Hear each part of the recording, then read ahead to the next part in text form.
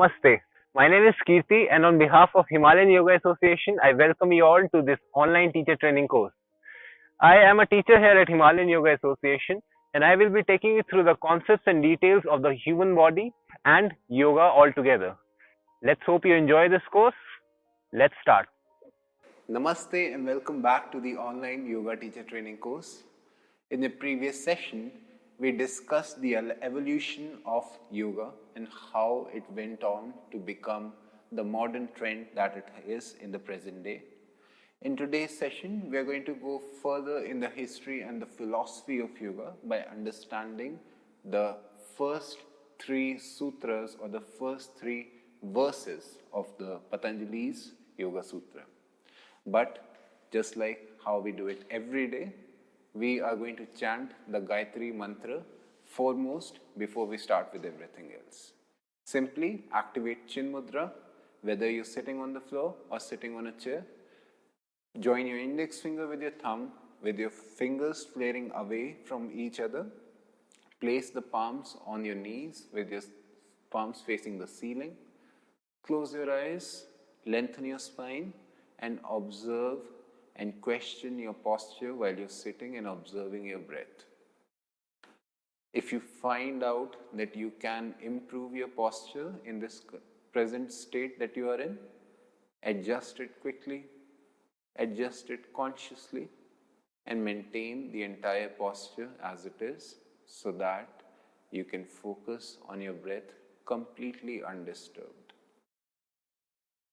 Follow the pattern the breath creates as it moves in and out of your body, and just let it work its magic on your mind.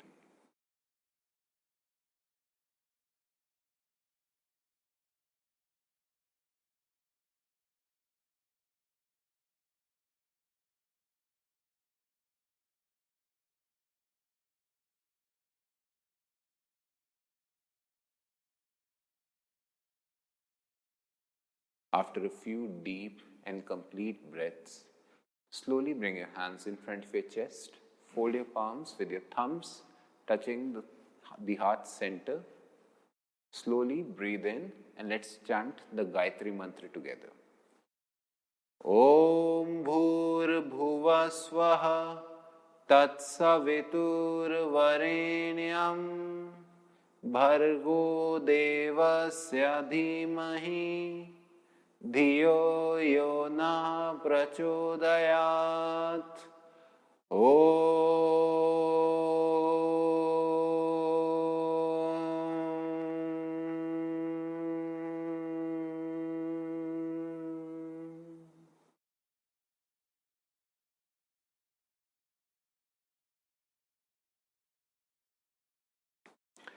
After having absorbed the vibration and effect of the mantra, let's create some energy between our hands by rubbing our palms.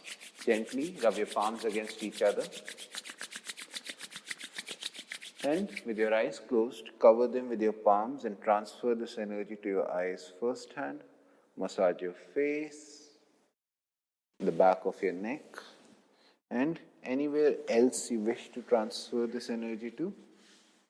While keeping your eyes closed, once again, fold your palms, bow down to your fingertips and the universal truth that surrounds us. And with a few blinks, expose your eyes to light again.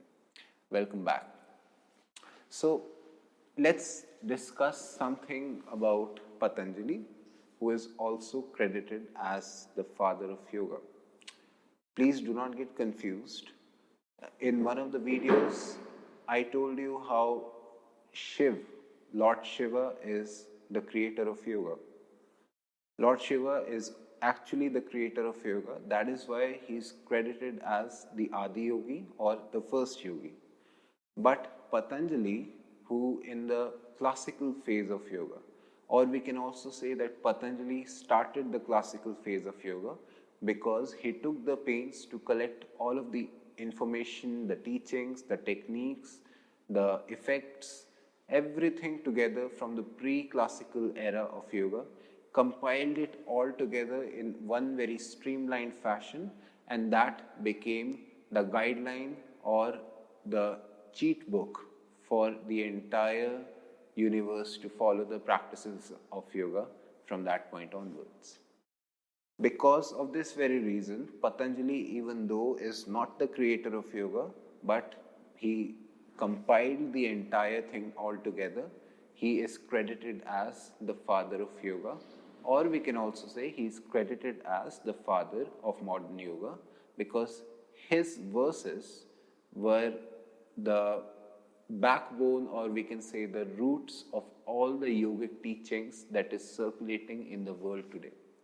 Everything we know, everything the generations thousands of years before us knew, came from that streamlined fashion of all of that yogic knowledge that he compiled together. So that is why Patanjali gets so much credit whenever we have to talk about yoga.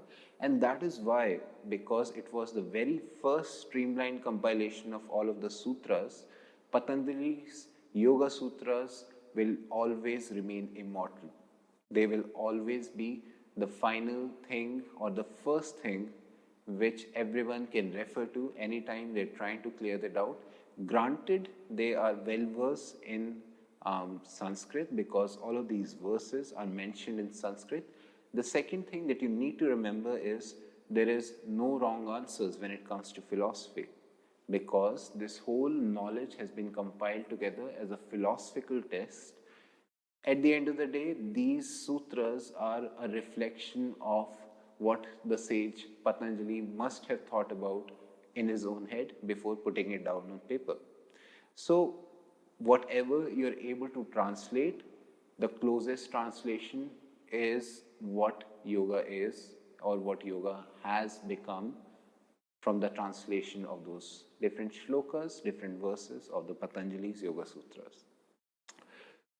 The entire yogic philosophy is based out of 196 different verses. These Patanjali's Yoga Sutras are about 196 in total, which are mentioned in Sanskrit. In the very first video, I told you how everything in India we do is yoga.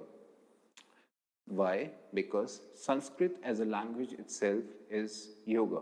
It's yoga for the mouth, yoga for the tongue, yoga for the breath as well. Also, recent studies have claimed that practicing, learning and conversating in Sanskrit helps in much better memory boost. It helps in remembering things much better, and it also strengthens the conscious part of the brain. And because if you have ever tried to read verses or a paragraph in Sanskrit, you'll know that it's a complete tongue twister. So it's like another asana practice for the mouth itself. I have mentioned the first 3 sutras from the entire 196. We cannot discuss 196 sutras, but the very first 3 sutras is the backbone of all of the 196 sutras. We can also say that these 3 sutras talk about the beginning, the essence, as well as the motive behind practicing yoga. How is all about the rest of these different verses, the 193 that we're not going to discuss. But these 3 shlokas, these 3 verses are the backbone of the entire Yoga Sutras philosophy. The very first verse right here, which is mentioned as Atha Yoga Anushasanam. If you translate it in English, it becomes now begins the practice of yoga. This verse is the first verse of all of these sutras, and just by giving it a very simple read, it feels like it's, there's not much going on. It feels like it's a Nike slogan, just do it, or now starts the beginning of the Yoga Sutras or the practice of yoga. But the method, the intention behind this entire verse, even though by first read it seems so irrelevant, what is the point of mentioning something which is already such an obvious thing? If you have reached the verses altogether by yourself, then you have already started practicing yoga one way or the other. You have caught on to the trend somehow, and opening the book, mentioning that now begins the journey of yoga, now begins the practice of yoga, sounds very irrelevant from a very shallow perspective. You have to read between the lines when we are discussing philosophy, especially in case of the Yoga Sutras of Patanjali. What his intention with the very first verse was, now being the present moment. No matter what you've done in your life in the past, no matter what kind of a history you've created in your alive moments, no matter what you've seen, no matter what you've believed, whether or not you've led a simple, happy, kind life, whether you've lived the life of a criminal or a very bad human being, at the end of the day, today, this moment is the life-changing moment for you. Because yoga is not an activity, yoga is a state of mind.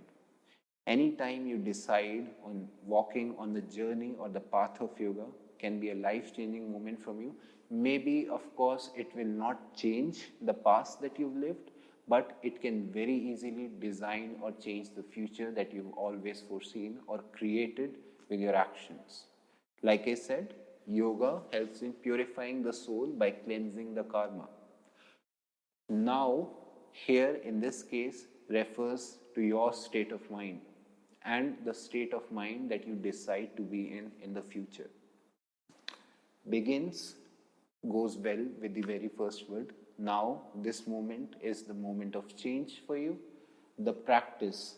Now, practice again is a very tricky word to use over here when we are discussing the first verse, because practice involves a lot of discipline. Practice involves routine. Practice involves change. Whatever you have been doing so far, whatever routine you've been living every day, since you've decided now to change your life and walk on the journey of yoga, you need to bring in self-discipline in your own life. I do not know if you have had the self-discipline so far, but with the help of yoga, the deeper you go in this own journey, the deeper you walk down this path, the practice of self-discipline will get better with you individually and personally. And that, in the end, becomes yoga. If we go by another, a very popular teacher in the recent times in the contemporary phase, Mr. B.K.S. Iyengar himself, he has also mentioned and he has also commented on the Yoga Sutras of Patanjali in his own verses, in his own book. And the translation of this very verse, Atha Yoga Anushasanam, in his words mean, yoga is the journey to find yoga, which also tells you, like I said, everything that we do out here in India is yoga. And walking down this path is all about finding your own true self. Which brings us to the second verse. Yoga chitta vritti nirodha. Yoga chitta vritti nirodha. Another tongue twister from Sanskrit. To be able to speak it will mean doing yoga for the mouth itself.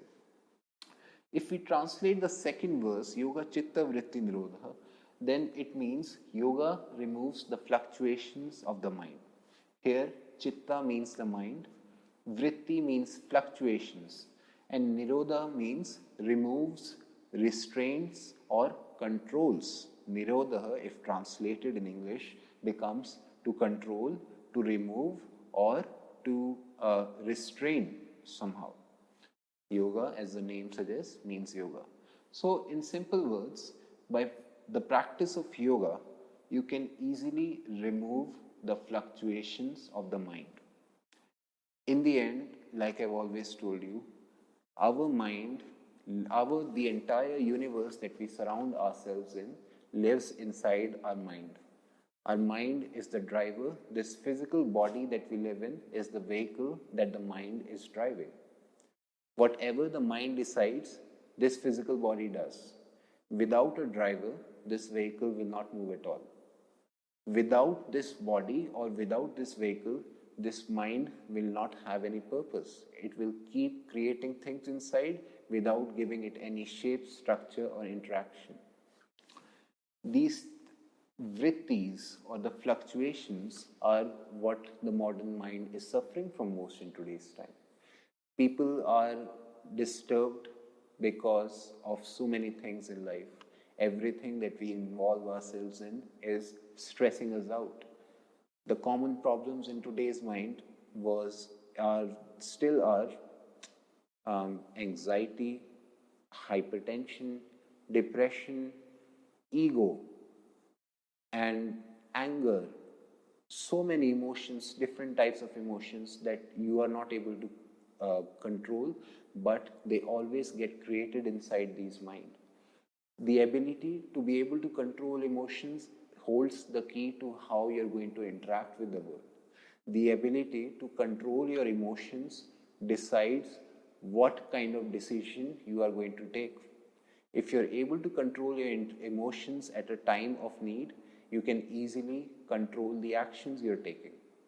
And that is what yoga will help you with. Yoga will help you control these uncontrolled emotions that come up in your mind and change your life, so that you can make a conscious, higher level conscious decision without really giving control to the mind, but instead taking control from the mind and designing your life yourself. The path of yoga itself is such a fruitful path. Nothing wrong can go down in this path. I'll share a story with you. For instance, when Alexander the Great, he came to invade the Indian subcontinent at one point in history. He started conquering the Indian country from up north, and anywhere he was coming, any state that he touched, any border inside the country he touched, he went on to go ahead and conquer every state where he stepped on. His army was huge. He had elephants, the best of soldiers, the best of weapons, and the best of numbers to take over any challenge that the entire army is faced with. While conquering the different states of the entire country, he was heading down south, and on the way somewhere in between, he came across a place with a huge banyan tree under which there was a sage meditating. The entire army was crossing through, and suddenly one of the soldiers, he stopped the meditating sage and asked him to bow down in front of Alexander the Great.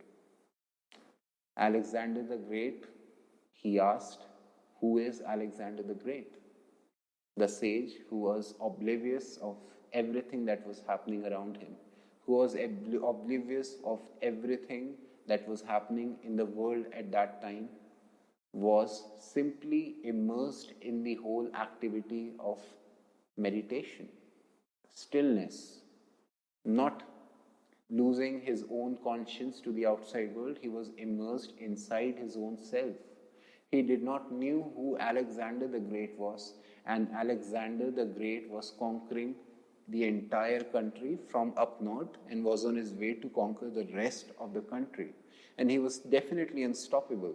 He was unchallenged at that point. Nothing could have challenged him at that point, which will also bring him down.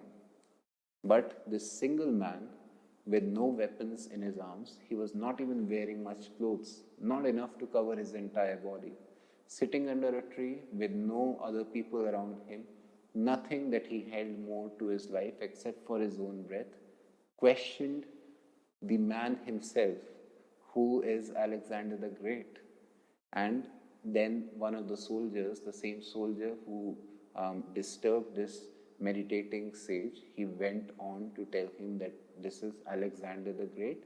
He has been conquering so many states that he has stepped on throughout your country.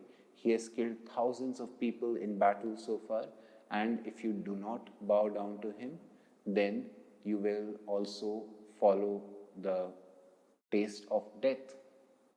To which the sage replied, if killing me satisfies your soul, then go ahead and do it, but that will not do much to me, because at the end of the day, this body which you will kill is just a vessel. I will continue living because my soul will take another shape at another time in another place, and I will finish my meditation, I will finish my journey, if not now, sometime later. These words from that one single unarmed sage changed Alexander's the Great psyche so much that he decided to take his entire army out of the country, and that changed the human being into a completely different human being. I do not know if he went on to go ahead and conquer other countries, even though his win was defined in that particular battle, in that particular attempt to conquer India as a whole. He could have done that if he had progressed further intentionally. But this one single essence that this body is nothing, the soul will still continue to live. If you want to kill me, you go ahead and kill this vessel. It's of no use to me anyway. Can you imagine the level of, the journey he had taken? Can you imagine how deeply immersed he was and how well connected he was with his mind and his body? How much was he able to control his mind that he was able to make the conscious decision of letting go of this physical body? And that is the role, the purpose, the motivation of yoga.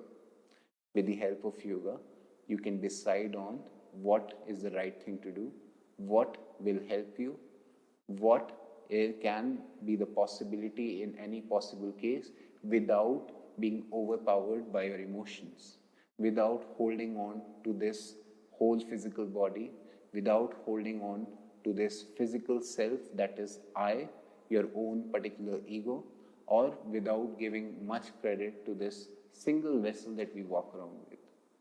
Yoga, chitta, vritti, nirodha. Yoga removes the fluctuations of the mind. Practicing of yoga will empower your inner will empower your true self. And this is what the third verse is all about. Tada drashtuhu swarupe avasthanam, which means then the seer is established in its true glory. Here, seer, which if you translate it in other words, a synonym of it would be sage or rishi in the Indian culture. Here, seer is not a human being, it is nothing living, it is the conscious mind itself. The mind is the final product of entire yogic philosophy, and not just the yogic philosophy. The mind is the most powerful being of any human being. Without a mind, even the biggest of animal is useless. If at all, he does not have a conscious mind. Even the strongest of human being can easily taste defeat if he faces a clever brain. And that is what yoga does to you. Yoga amplifies the mind to an extent that it can finally unleash its true glory and continue on developing the human being from there. With yoga, chitta, vritti, nirodha, you are able to control the mind. You are able to remove the fluctuations, the emotions, the uncalled for, uncontrolled emotions, and you are able to take complete control of the mind so that you can finally understand what the mind truly is, what it is capable of, and put it to some good use. Put it to some yogic use, if you may, or at least put it to some conscious human use. Once the fluctuations of the mind are removed, the ego immediately fades away. When the ego fades away, the ahamkara, which is ego, I, self, is out of the picture. Only then will you start thinking of everything that surrounds you. Once you realize how small you are in this entire universe, you will realize how everything plays a huge role in the existence and the creation of this world that you live in. Once you realize how capable, how lucky, how gifted you are with the help of a conscious mind, you will be able to empower the weak, the unlucky, and the ungrateful around you. You will be able to bring about a positive change outside just because you are able to control the mind. And how popular the father of my country, Mohandas Karamchand Gandhi said, if you want change, start at home. If you want to change the outside world, then first of all, you need to change your own true self. And this is what yoga does. Yoga changes your mind to an extent that you are able to take control of the mind, and you're able to implement it in positive ways so that the entire verse around you, the entire universe that you live in, can be in line with the philosophy of yoga. And beyond that, the other 193 verses that we are not going to discuss in this video or in any other video for that matter for now, all of these are for your own personal journey. Yoga is like a drug. Once you feel it, once you taste it, you will feel great. When you do not do it, on days when you do not practice any yoga in any form, you will feel low, you will feel depressed, you will want to have a taste of that drug again. And then when you try it again, you again remember the great feeling that you achieved by practicing yoga the first time. This is how yoga helps you overcome the hurdles of life with easy problems. Don't get me wrong, by doing yoga, your life is not going to become any easier. But it will, at least you will be happy while facing the challenges of life. You will find yourself that the results, whether or not they bear a positive fruit, they are at least worth the effort, because success is something that is determined by others, but satisfaction is something that you yourself decide. So success may or may not be the goal of yoga, but satisfaction and feeling grateful, feeling satisfied truly is yoga in itself. This is everything for today's video. In this video, in the upcoming video, we will understand something else about the yogic philosophy. Until then, thank you so much. Namaste.